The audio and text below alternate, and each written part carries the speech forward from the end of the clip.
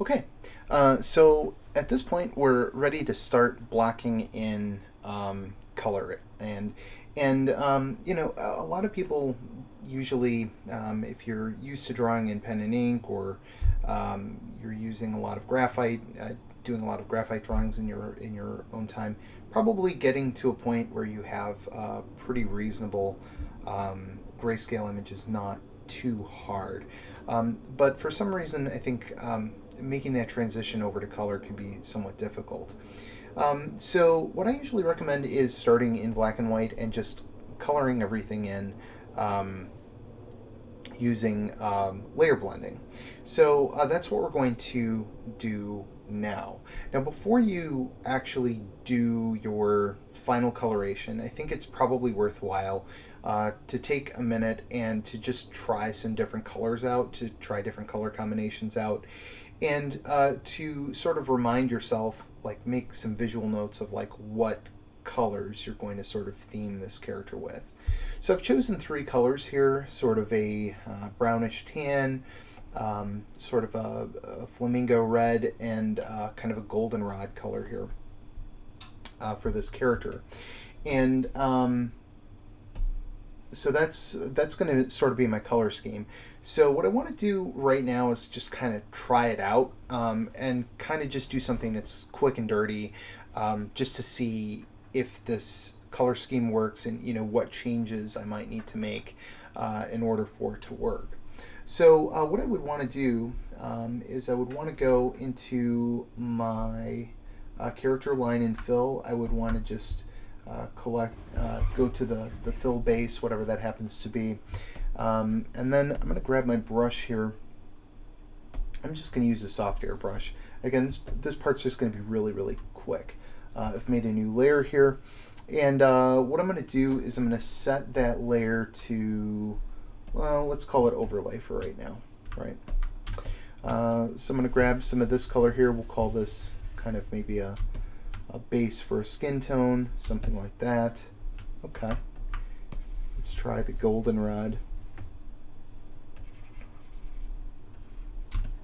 And some of these other spots here.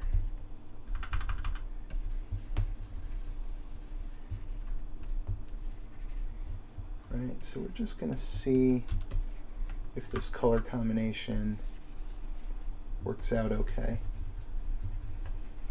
The point isn't to be perfect here. The point is to just take a look and get a general sense of where are all the colors going to go.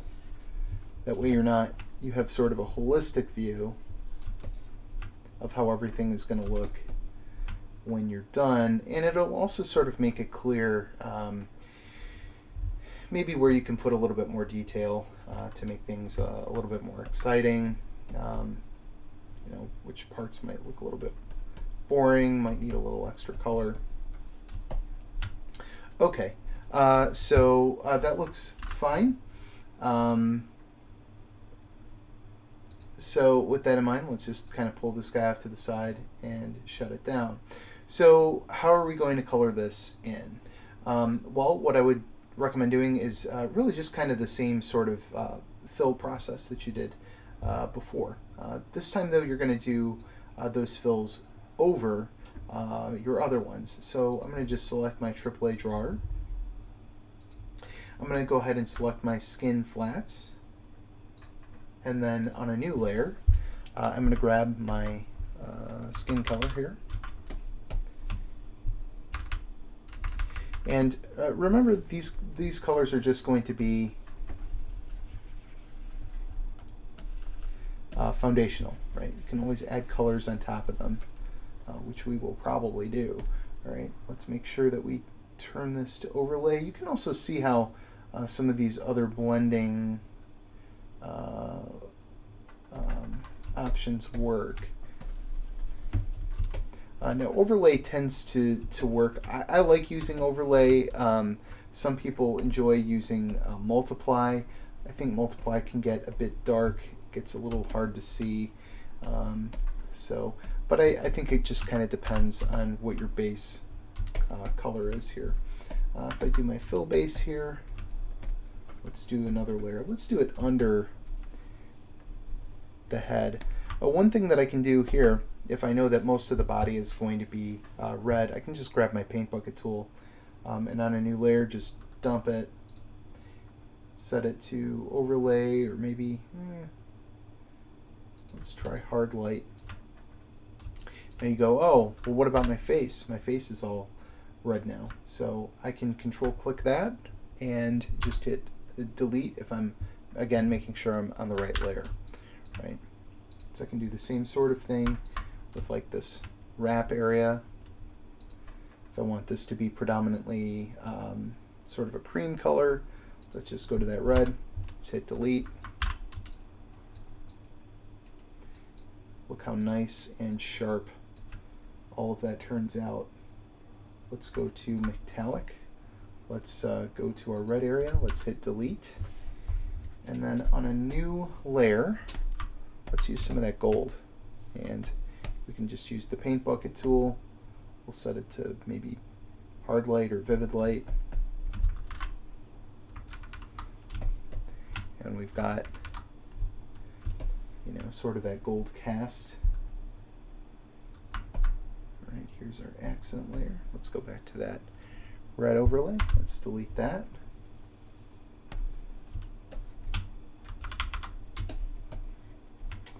And let's make a new layer. Again, we'll stick with this gold color. And we can turn this into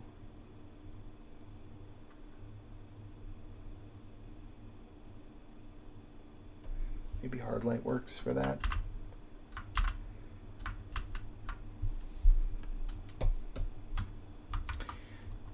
Right.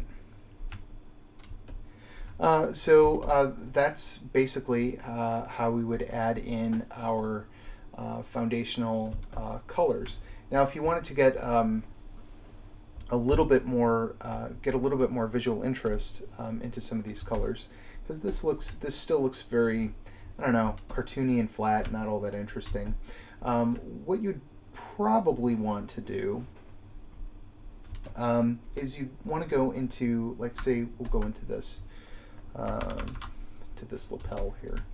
Do a new layer on top of that, and let's say that this is kind of a golden trim. I'm just gonna, on a new layer here, let's grab our airbrush soft. Let's grab some of these golden colors, right? And I can do that. Be sure that you're not doing too much. Like if you have too much, like it'll look like your chest is sticking out, or you might end up with some weirdness. So you might need to use your eraser a little bit and keep some of that under control.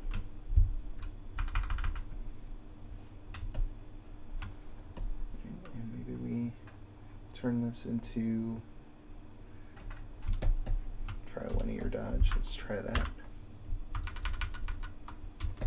Right, and then we can have some of that nice, interesting gold color. We can even take some of the red from the uniform and we'll put it in the sort of half cape that we've got going on back there. Okay, let's do a new layer. For our face, where's our face at? Always label your layers. Okay, let's do a new layer here. And what we'll do, like for the face, one thing that I think is generally helpful, always make sure that sort of, if we set this to overlay, the middle of your face tends to be, no matter what your flesh color is, the middle of your face tends to be a little bit more red.